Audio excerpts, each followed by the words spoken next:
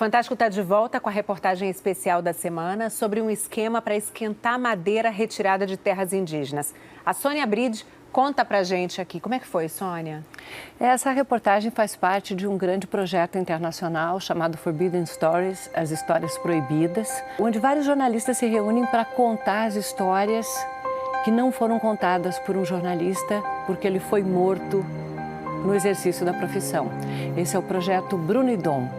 E, Sônia, em fevereiro, o Fantástico repercutiu um caso revelado justamente por esse consórcio, que foi uma denúncia sobre um israelense dono de uma fábrica de fake news. E dessa vez a investigação, ela teve vários aspectos dentro da Amazônia. O que nós fizemos, eu e os repórteres James Alberti, Paulo Zero e Júnior Alves, foi seguir a rota da madeira ilegal, desde as toras extraídas dentro de uma área de preservação até o destino final em pelo menos 3 países. Então vamos lá ver a reportagem, gente. Nova Bandeirantes, norte do Mato Grosso.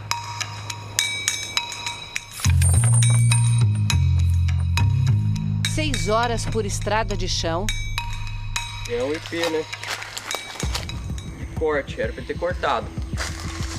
Ou não, mas pelo menos a placa devia estar aí, né? Até uma área de manejo florestal.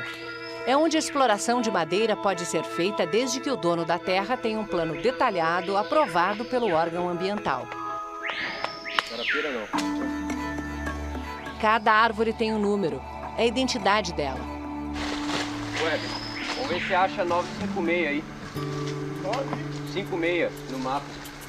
Esse número corresponde a uma descrição de espécie, tamanho e localização por GPS. Assim é produzida a madeira certificada e legalizada. Você chegou a ver essa aqui? Nem todas podem ser cortadas. Você está acompanhando a ficha aí, a 1043? Ela é para ser um porta-semente de garapeira. Ela vai garantir as sementes para recompor a floresta. Tem um toco. Só que aqui algumas informações não batem. Tá como... Você sabe que árvore que é essa, ô Cláudio?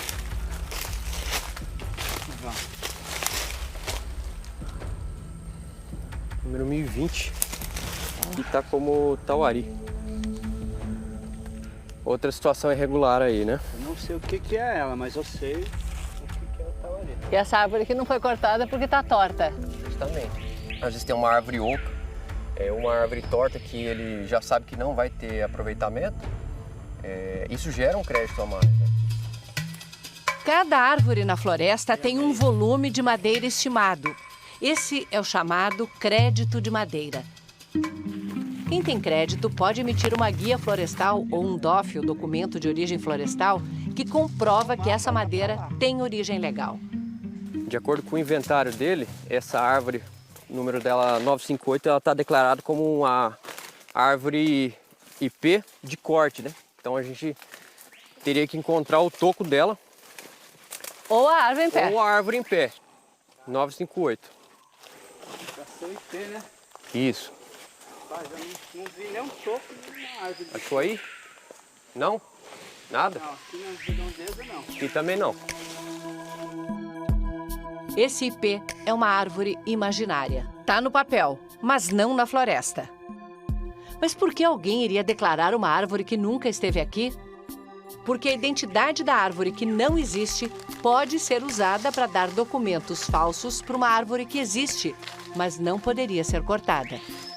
A madeira ilegal ela é mais barata, ela não paga impostos, ela não gera empregos formais, né? Ela vem do desmatamento, ela vem de uma exploração ilegal. O Fantástico seguiu 3 cargas de madeira ilegal que usavam créditos fictícios da floresta até o destino final. O primeiro caso começa na rodovia 163, altura de Sorriso, no Mato Grosso. A Polícia Rodoviária Federal apreendeu em março do ano passado um caminhão carregado de garapeira e de IP, a madeira mais cobiçada no comércio exterior. O motorista apresentou uma guia florestal de uma serraria em Nova Monte Verde, também Mato Grosso.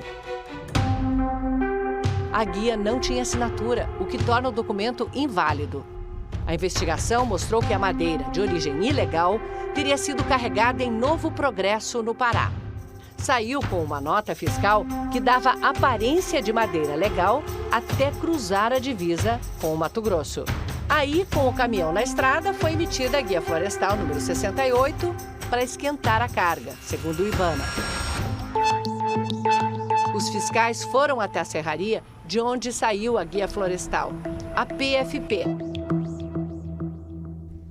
O IBAMA identificou também a origem de créditos fictícios de IP, como os do caminhão vindo do Pará. Os créditos fictícios saíram daquele manejo das árvores imaginárias. Vanderlei Batista de Brito, engenheiro florestal que fez o plano de manejo declarando árvores que não existiam naquela floresta, já havia sido preso, no ano passado, pelo Ministério Público do Mato Grosso, por fraude em créditos ambientais. Em nota, Vanderlei Batista de Brito negou as irregularidades no plano de manejo e também qualquer participação na venda de créditos fictícios. Disse ainda que não teve acesso ao relatório do IBAMA e são falsas as acusações que o levaram à prisão no ano passado. Traçada a origem da madeira. E o destino? 3 meses depois, os fiscais do IBAMA foram até Paranaguá, no Paraná, para fiscalizar a empresa que havia comprado a carga apreendida lá em Sorriso, no Mato Grosso. A Nelwood não tem sede. O endereço é de um escritório de representação. A gente queria saber a informação da Nelwood. Sim, tem um escritório, a gente alugou uma sala para ele aqui. Ao vistoriar os documentos, os fiscais do IBAMA encontraram, em 2 processos de exportação, a Guia Florestal 68, a mesma guia da madeira apreendida no caminhão. A garapeira e o IP já tinham deixado o Brasil. Foram 2 lotes embarcados em maio de 2022. Um seguiu para o porto de Sampada, na Índia. A compradora foi a empresa Horizon Interspace. Outro lote chegou à Coreia do Sul, empresa Cywood, de Incheon, perto da capital, Seul. Mas essa madeira não deveria ter ficado apreendida no Mato Grosso? Com o pagamento de uma caução, ela foi liberada pela justiça local. A justificativa foi falta de lugar para estocar a carga. O valor da caução não chega a R$109 mil. A exportação dos 2 lotes soma quase R$350 mil.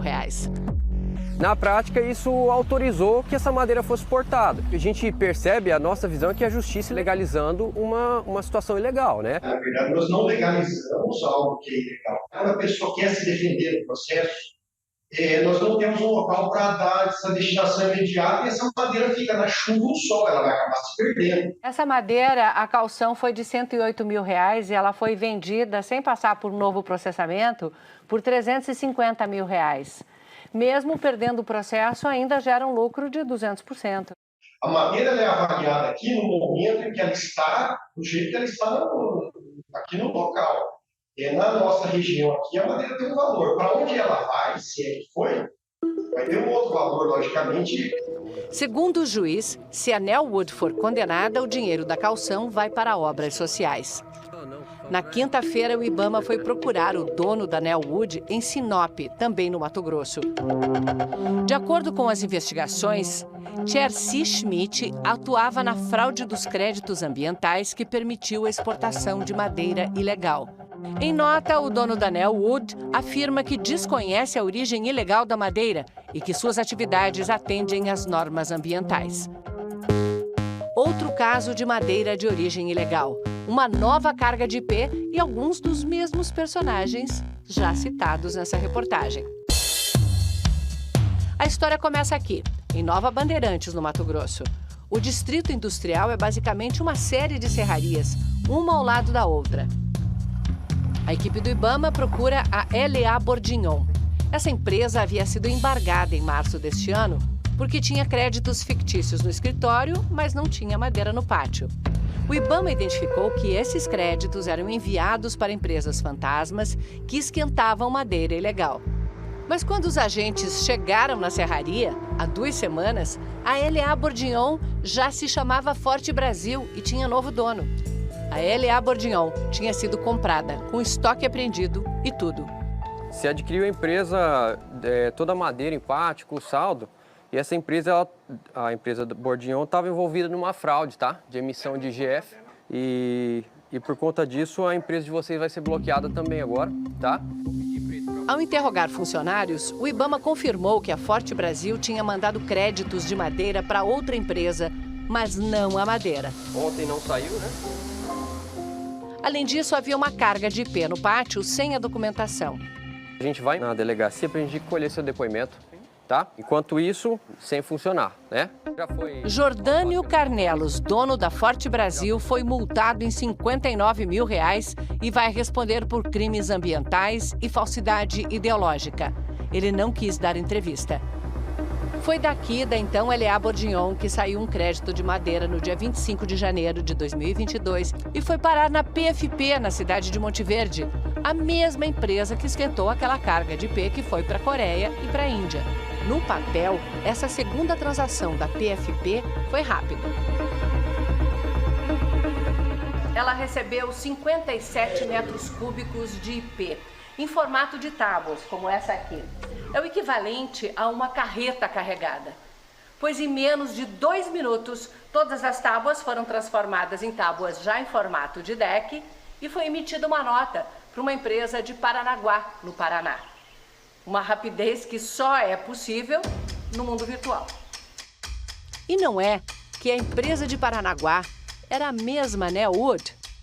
Essa carga foi embarcada para o porto de Mobile, Alabama, nos Estados Unidos, para a Overseas Hardwood Company, a OHC.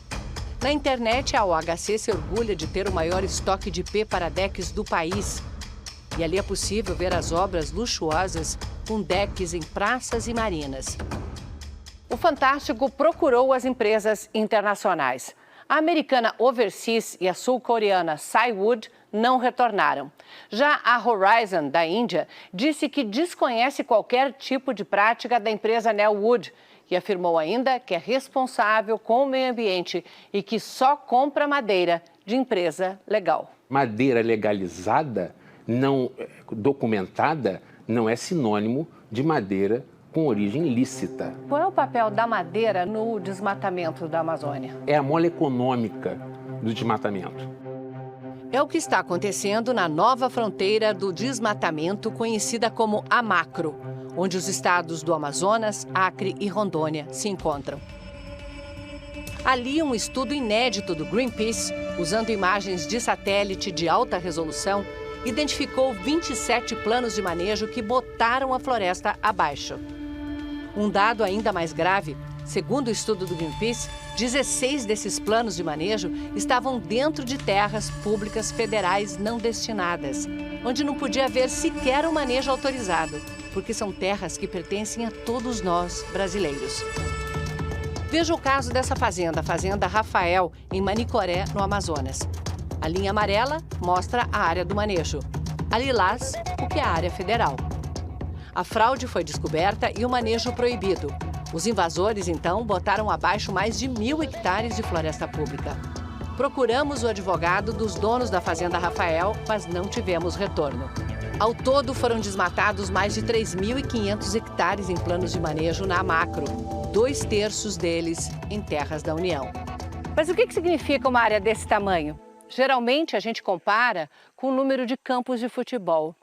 Mas existe uma outra medida: o número de seres vivos que foram mortos nesse processo. Há uma incrível variedade de vida na floresta.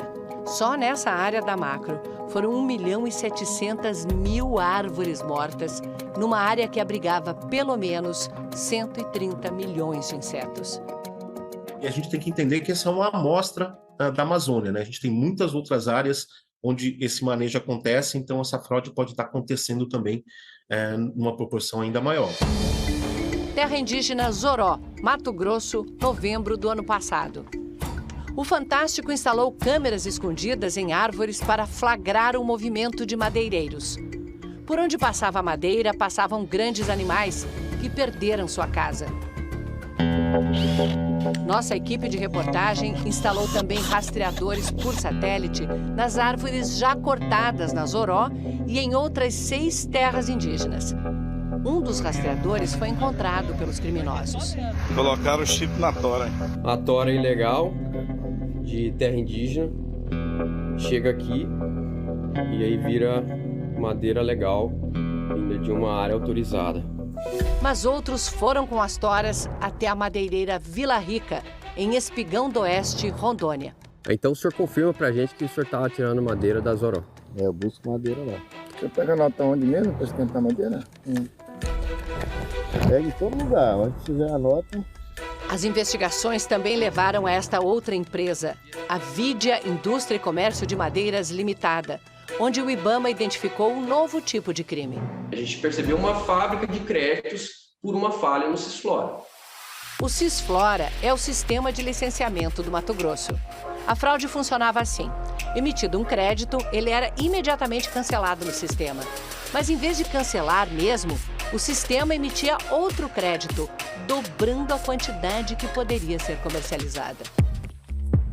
A Secretaria de Meio Ambiente do Mato Grosso diz que a falha no Cisflora já foi corrigida. Mas até isso acontecer, muita madeira da Vila Rica foi comercializada como madeira legal no mercado. Segundo o IBAMA, a Vila Rica sempre funcionou de maneira irregular, desde que foi criada em 2019. Porque funcionava no local onde havia outra madeireira embargada no ano anterior. Para esquentar a madeira, a Vila Rica, segundo o IBAMA, usava créditos emitidos pela Vidia e pela IP Roxo, uma empresa de fachada. Depósito de Madeiras IP Roxo, distrito do Guariba, Colniza, Mato Grosso. Essa empresa de fachada, ela estava envolvida no esquema de geração de crédito virtual para esquentar madeira ilegal, juntamente com outras empresas fantasmas de fachada. Em 2021, a Vila Rica enviou uma carga de madeira para a Madenobre, também conhecida como Nobre Made, sediada em Rio Negrinho, Santa Catarina. O IBAMA esteve lá na semana passada.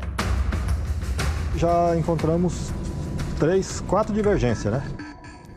A Madenobre foi suspensa e está com as atividades paralisadas até apresentar ao IBAMA documentos que comprovem que não tem madeira sem créditos e créditos sem madeira no estoque. Acho que nós achamos um lote de araucária aqui em ela. Olha só. Tábuas de araucária, o pinheiro do Paraná, uma espécie já tão explorada que está ameaçada de extinção. Vê se no saldo dele tem araucária. Eu olhei aqui e não achei, não. A empresa foi multada e a carga de araucária foi apreendida pelo IBAMA e doada à Prefeitura de Rio Negrinho. Em nota, a Madenobre afirma que compra madeira com documentos emitidos por empresas cadastradas no IBAMA e com liberação concedida pelo órgão ambiental. A empresa nega que tenha madeira sem crédito ou crédito sem madeira. Sobre a apreensão de araucárias, a Madenobre diz que a carga era proveniente de um evento climático e foi feito o aproveitamento da madeira, sem fins comerciais.